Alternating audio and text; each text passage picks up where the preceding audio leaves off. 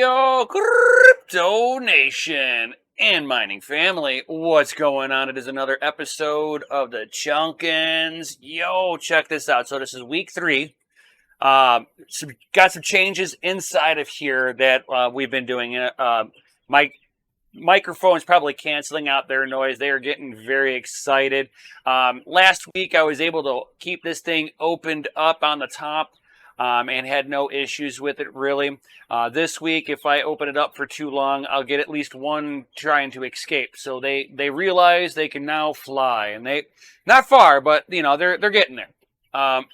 So some of the stuff that's changed on here is the brooder itself, which is the heat source. I have it up on the almost the very highest setting that it can really go. Or higher that it can go before it's like absolutely maxed out. And with the food and the water, since last week, I have had to elevate it. I was losing a lot of food with it low. What was going on is they were scratching out the food out of there and then putting it onto the ground and then eating it off the ground. They're nice that they were eating it, but it was the fact that they were spilling a lot of the food out rather quickly. Now, they're going to do that naturally, too, over time while they're sitting there eating, that some of the food will get flicked out of the food area. But with it elevated now, and I'll show you in a second here, having it elevated made the world of difference. And then, remember how last week, guys, I was talking about your water is going to get dirty and you're just going to have to kind of deal with it. That is true until they get just tall enough that you can start elevating the water, and then they stop scratching so much wood chips and poop into it. It was really getting pretty bad that I would turn around after about an hour and the water should be completely full of chips. If anything like intermediately tall to start elevating it earlier. So I had to wait until they got to a certain height. And then I was able to do the big elevation on there. Made the world of difference. Let me show you what I'm talking about here, guys.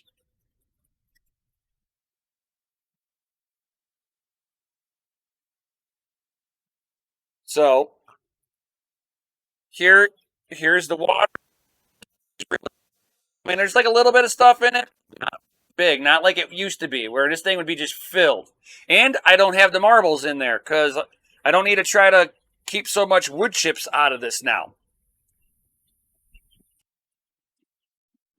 Beep, beep, ladies. And it got to a point where I was able to put one of these up on there now. So I just got this thing flipped upside down so that the water is now that far off of the ground. Makes the world of difference when you're trying to keep the water clean. This is what I've done with the water side of it.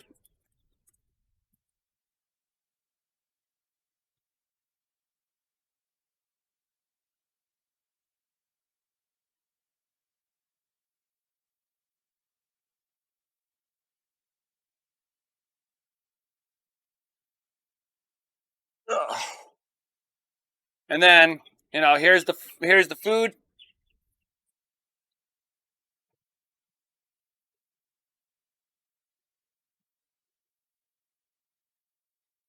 And I took the lid for that other one, which is the ricotta, and I took a Smart Balance bowl thing and have it sitting there like this so that it holds on to the food and elevates everything, and the food lasts all day instead of it being completely empty right away, So awesome. And they are eating a whole lot more, guys.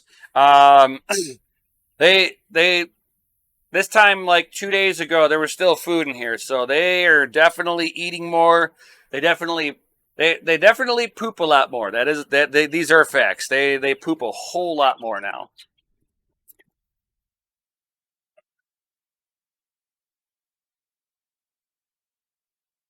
All right, here. And which one of you ladies would like to come out?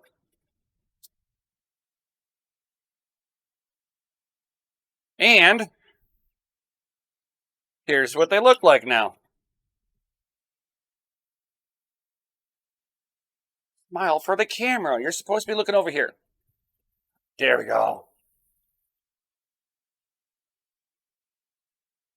We got feathers on the chest now.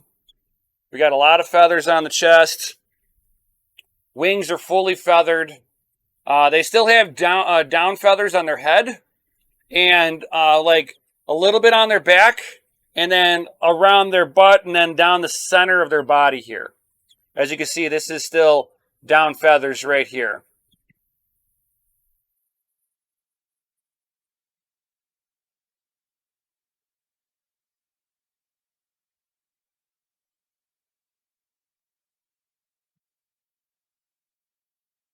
And here is the oldest one out of all of them. And you can see how this one definitely has a whole lot more feather production all the way around. More down the center of this one's chest, so there's not so much down feathers like right here. But the head is still a lot of down feathers, but we're starting to see some looking like it's starting to molt a little bit. But yeah, I mean, you can still see that there's a little bit of like down feathers just like on the very, and you can see it wants to fly. She's like ready to fly, so I got to put her back in.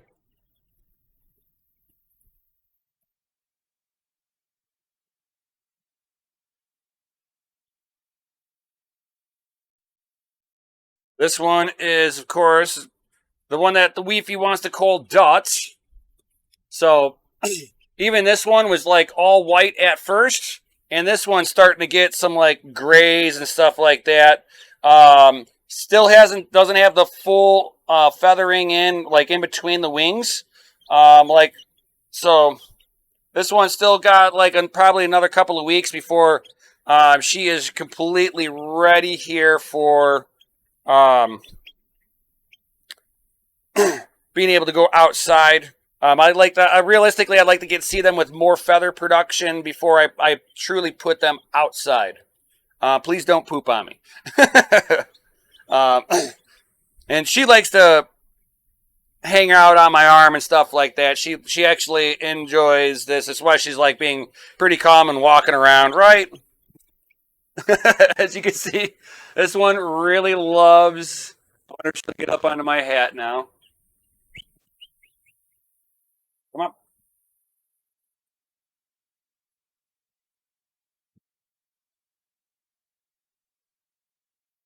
Right? It's like, come here, you.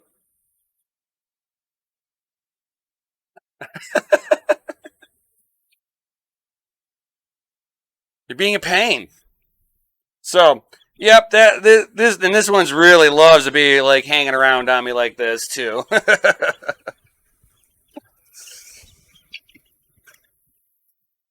So this is 3 weeks with them so far, and they're healthy, no issues medically with any one of them, which is nice to have. Not to have a lot of complications with the very first time you're starting something up. I mean, it'd be pretty horrible to try to like get into something new and you're crash coursing yourself through issues. So I'm glad that I haven't had any real big problems with this. So let me know if you down in the comments below if you guys are doing chicken stuff or if you are have thought about doing it.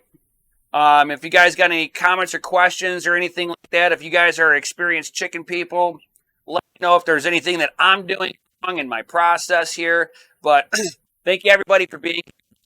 I will give you guys another update at the end of next week. So peace out, stay savage, and keep your food decentralized. Yo.